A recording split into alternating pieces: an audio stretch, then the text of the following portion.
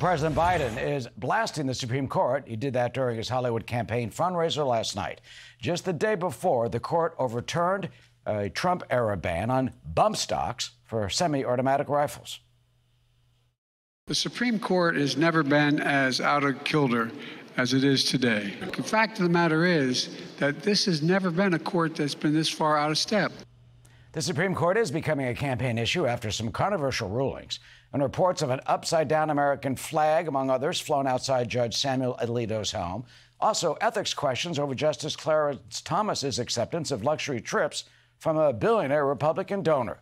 Let's bring in Democratic Massachusetts Congressman Jake Auchincloss for the very latest on this. Congressman, good to see you.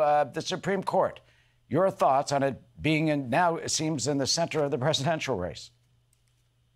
Good afternoon. Thanks for having me on. President Biden is right that this Supreme Court is out of step with the American public. Look at this most recent ruling on bump stocks, which is a willfully ignorant misreading of the National Firearms Act that 80% of Americans disagree with. The question now, though, is not what the Supreme Court is going to do. We've seen that. The question is, what's Congress going to do? Because this is actually a bipartisan issue. This was a Trump-era regulation that is supported by a majority of Republican voters.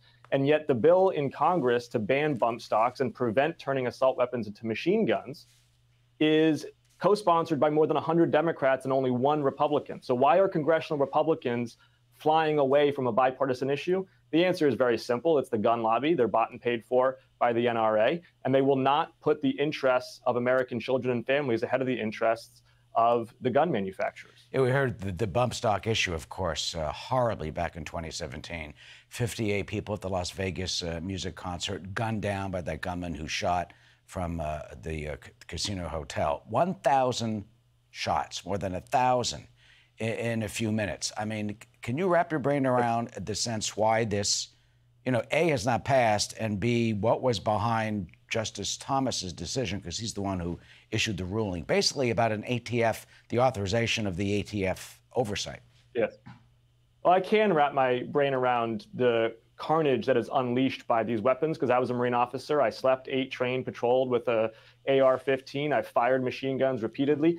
Let's be clear, these are weapons that are designed to kill human beings at range and at scale. And a bump stock is a accessory designed to get around the National Firearms Act by allowing a single function of the trigger to unleash an automatic rate of fire at more than 100 rounds per minute. No civilian needs more than 100 rounds per minute. And we see what results from that type of firepower in mass shootings like Las Vegas in 2017. The Supreme Court is effectively putting machine guns in the hands of would-be mass shooters in 35 states that haven't yet banned bump stocks. Congress needs to act. Congressional Republicans need to gain the courage of their constituents on this issue and marginalize the gun lobby. I mean, it was a President Trump decision, obviously, during his administration. They did this in the first place. You have experience. Let me show. We have a little video that vividly demonstrates the power and the rapidity of what a bump stock does. I want our viewers to watch this video right now.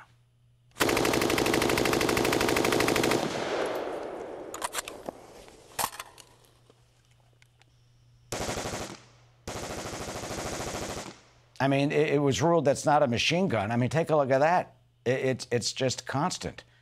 How can it be ruled, because you pull the trigger and it automatically does that, but the law says the finger has to keep on doing it, so therefore it's not a machine gun? Yes.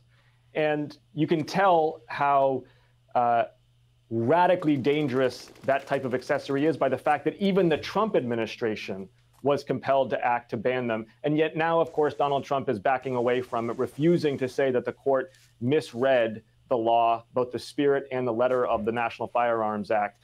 And this is just another example of Donald Trump flip-flopping on issues that matter to Americans. He's flip-flopped on abortion multiple times in his career. No one's going to buy it because they know who he really is by the Supreme Court justices he appointed. He's flip-flopped on firearms multiple times in his career.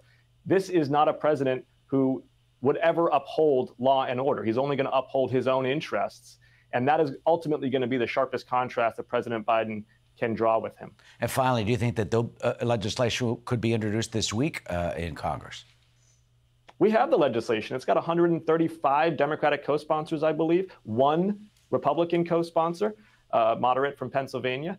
And this is just in keeping with the extremism of congressional Republicans on the matter of gun safety. They are out of step not only with the average American, but with the average American gun owner and the average American Republican on issues like universal background checks, an assault weapon ban, safe storage laws, and allowing for gun tracing to crack down on crime guns.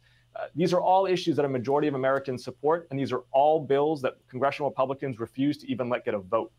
We will see what the Republicans say about this next week. There are some efforts, I'm told, to try to reignite that legislation. We'll see how far it goes after the Supreme Court ruling. Massachusetts Democratic Congressman Jake Auchincloss.